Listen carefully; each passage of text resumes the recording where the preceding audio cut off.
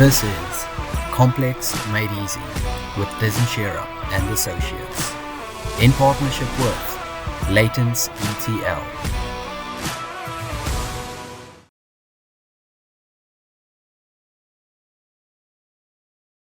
For the full-time work scheme, the standard statutory work hours are 8 hours per day and 40 hours per week.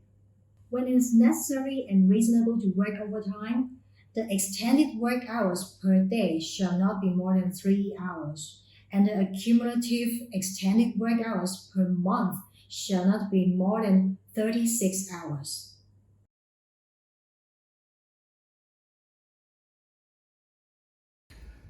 Employees and workers are protected from overwork by what are called the working time regulations, which were originally a European measure, which was then brought into UK law many years ago and is still in the statute books.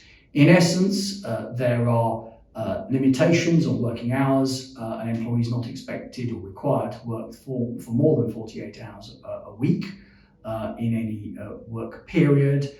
There are special rules about night workers and the amount of work that should be carried out over a period of 6 months. So where there are shift patterns, then those shift patterns have to be examined and considered. But in essence, that's the limitation.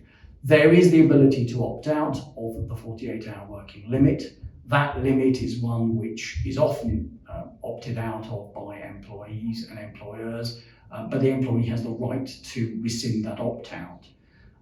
It's not often the case, I think, that employees have to work more hours than 48 in a week, but nonetheless, it is possible to ensure that they do opt out. And more senior employees, people who have the ability to control their own hours, so director level employees or senior managers, don't have to adhere to those regulations at all.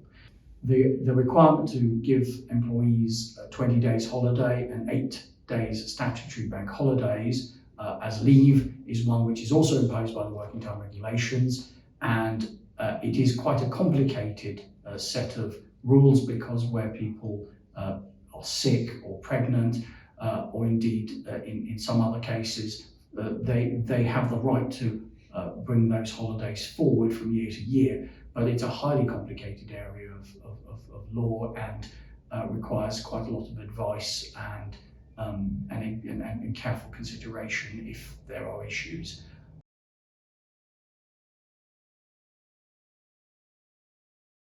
If an employee is arranged to work overtime on regular work days, the compensation should be at least 1.5 times his normal wage for the overtime work hours. If an employee is arranged to work on rest days, for example Saturdays and Sundays for most cases, or other ought to be rest days for this employee, the employer should arrange such employee to take compensatory leave in future work days. If it is impossible to arrange compensatory leaves, the compensation should be at least 2 times of the normal wage for the overtime work hours. If an employee is arranged to work during the statutory holidays, for example National Day holidays, China New Year holidays, the compensation shall be at least 3 times of normal wage for the overtime work hours. Please pay attention that when talking about the compensation of 1.5 times, 2 times, and 3 times the normal wage, these compensations have already included the normal wage that the employee should be paid. Please do not mistake them as compensation on top of normal wages.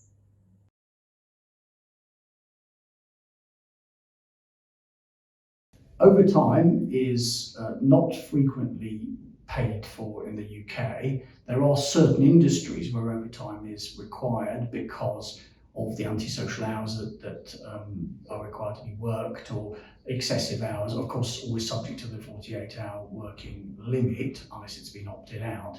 There are employers who will pay overtime, so they'll pay time and a half or double or even treble, but it's not very common, but it is something that occasionally does happen. The other area where one comes across overtime is in a slightly different context. Often employers won't necessarily pay overtime, but will give time off in lieu. So if an employee's worked a weekend, they'll sometimes say, well, rather than paying you overtime, we'll give you an extra 2 days of time off in the week. And that's another way of compensating the employee for having had to work unsocial hours or weekends. If you are interested to learn more about Dezan Shira, you can visit us at dezshira.com. And if you are interested to learn more about Laytons, you can visit them at laytons.com.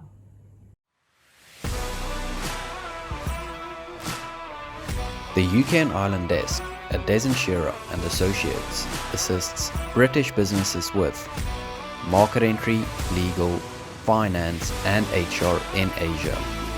For expert advice on employing people in China or UK investment into Asia, contact us at uk.ireland-shira.com. To stay up to date with the latest investment news into Asia, visit and subscribe to asiabriefing.com.